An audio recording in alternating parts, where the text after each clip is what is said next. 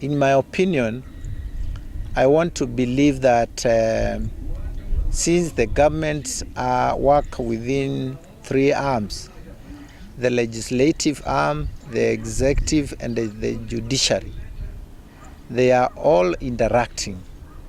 And for an individual to have an ability to interact with the tools of governance, you must have at least a basic academic qualification to be able to interact with these tools. Remember, when we are legislating, we are making communications, and we are also addressing feedbacks. We are also interacting with various administrative, constitutional, and legislative documents. We have to keep on consulting the Constitution. We have to keep on consulting our standing orders. We keep on interrogating, and internalizing all the other legislative and constitutional tools.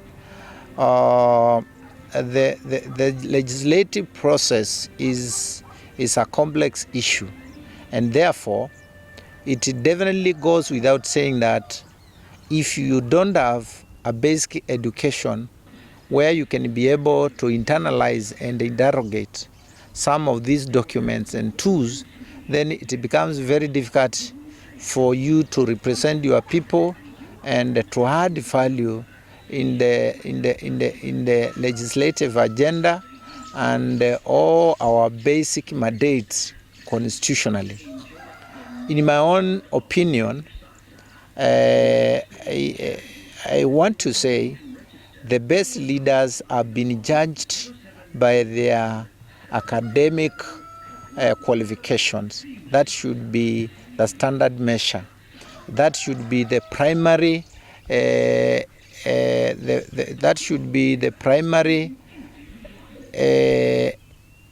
denominator. And basically what we are saying is the reason why we are taking our children, we are educating our people, is to sharpen their minds, is to sharpen their abilities, is to polish up. Because I'm just imagining if I went to the assembly and I was elected and I didn't have a degree, what could be happening?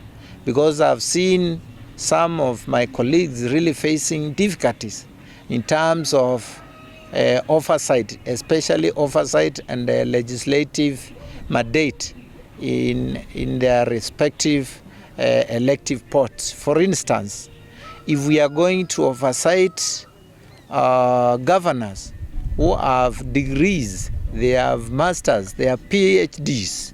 We are also going to oversight county executive members. We are going to oversight chief officers. We are going to oversight directors and all the other cadres.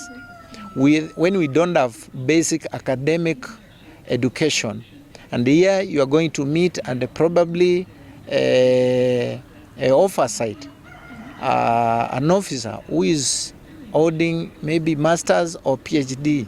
It becomes very difficult, and so our work and the responsibility becomes seriously jeopardized. So moving forward, if we have to take representation to the next level, just like the other developed countries, just the way we have been giving minimum academic standards for other employment posts, like when the employment posts have been advertised, you realize every post is given minimum academic standard. I want to believe that it is extremely important, in fact, for the MCAs to have a minimum degree. To me, a degree is a degree, whether it's first degree, whether it's second degree, whether it is master's, whether it's PhD. But I want to tell you that it has been very difficult when we have like members of parliament or MCAs who are elected. Like now we have 54 members, but those who can debate, like in our assembly, they are around, they have half of the members will not be able to express them. And you know, the issue, the ability to express is very important in representative pots, where you are going to legislate, where you are going to speak about whether we are going to maybe approve laws, where we are going to regulate, is very important. So it becomes extremely difficult, and you realize that in an assembly, almost a quarter will be able to make quality legislative expressions. You also realize that we have what we call committees. We have sectoral committees where we are supposed to oversight various ministries. Some ministries are very technical. Let's say you are going to the chairman of the committee for LUD, that is Land, Infrastructure and Urban Development, or a committee on health, or a committee on education, where you are really supposed to interact with the officers concerned so that you can be able to hold them responsible. And possibly you don't have a degree. So the work becomes impossible. It's something which I support, because for every system and everything people do, at least there should be minimum qualifications. Leaders are elected to discharge serious mandate, including scrutinizing the budget, passing legislations, and the rest. And all this requires serious levels of education. It is the responsibility of everybody to acquire the minimum qualifications so that they can deliver. As you know, the work of elected leaders is to represent, legislate, and oversight. To represent people, you need to be knowledgeable in the subject matter at every time. To be able to legislate, you need to be able to come up with the bills. You need to be able even to interrogate all the bills which come to that assembly. And to oversight, you must have some basic knowledge, because you'll be dealing with the proposals which emanate from the executive, and they are normally derived by people who are highly knowledgeable. When you look at the entire scenario, our constitution requires that we have a governor who has a degree. It requires that we have ministers or CCMs who have degrees, and even CEOs. There's no way you can oversight people who are more knowledgeable than you. If anything, the MCA should be more educated than even the CECs and the governor, and so that they will be able to effectively oversight those organs.